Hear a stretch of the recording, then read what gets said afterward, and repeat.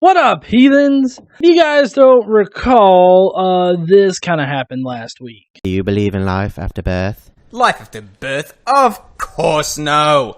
Why not? You really think that after birth, life ends? I told you! Okay, this is the equivocation fallacy. This just in, I am human and I make sorta kinda little bitty mistakes.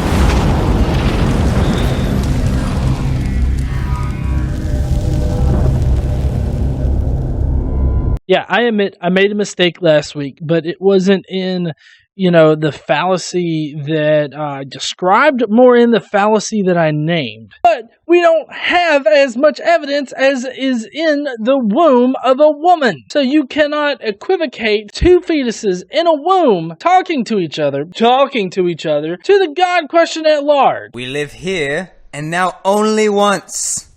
So the fallacy last week was actually false equivalence. It was a false equivalence fallacy.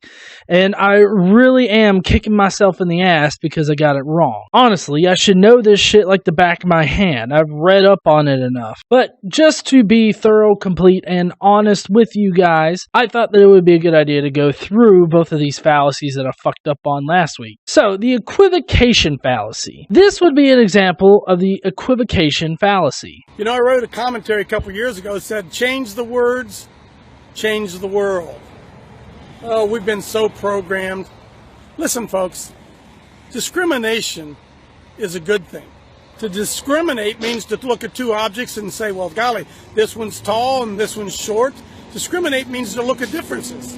Okay, yes, discriminate does mean that. That is one definition of it. And depending on the context, you could be right. Discriminating between two objects, you're telling the differences. I get it. Yeah, I see where you're going with this. Well, maybe. We discriminate all the time. You go shopping, you discriminate. Am I going to buy this suit or this suit? Discrimination is a good thing. Bigotry is not a good. Bigotry is saying, well, I'm not going to ever go out with some short white guy. I hate short white guys. That's bigotry. That's different than discrimination. So let me make this whole problem very, very easy for all of us.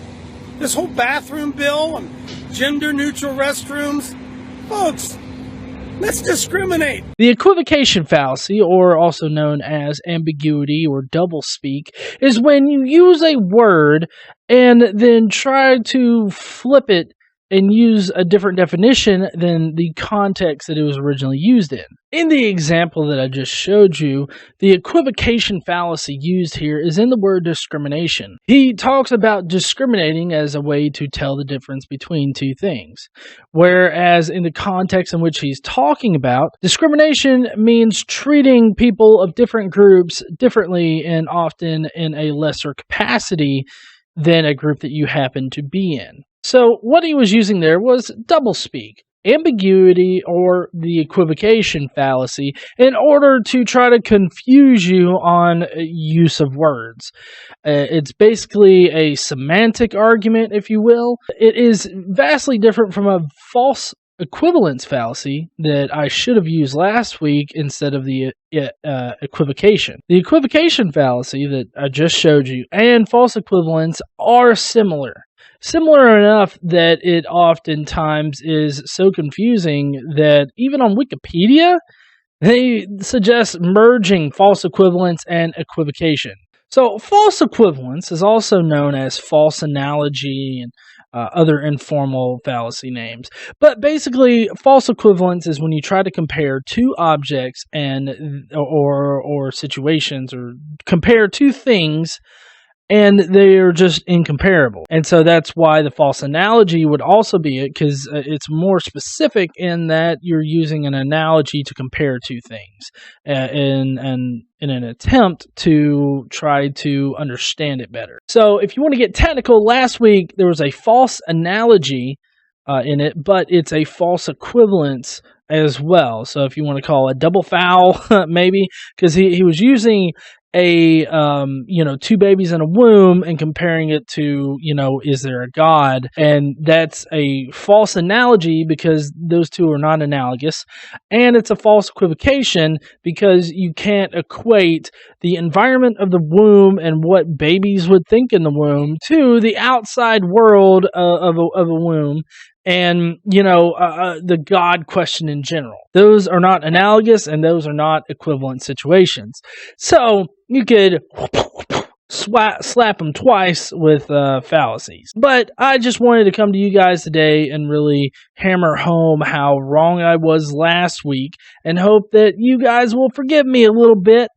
And I hope that you'll check out the equivocation fallacy that I covered in this one, as well as the other fallacies today. I'm actually recording this on my birthday, so I hope that you guys have a wonderful Thanksgiving week or had a wonderful Thanksgiving. Hopefully you're not all drugged out on tryptophan from all the turkey. I know I'm not. Even though I'm recording this before Turkey Day, I know specifically I'm not going to be eating a whole hell of a lot of turkey. I hope that you guys have a great weekend, and I will see y'all later.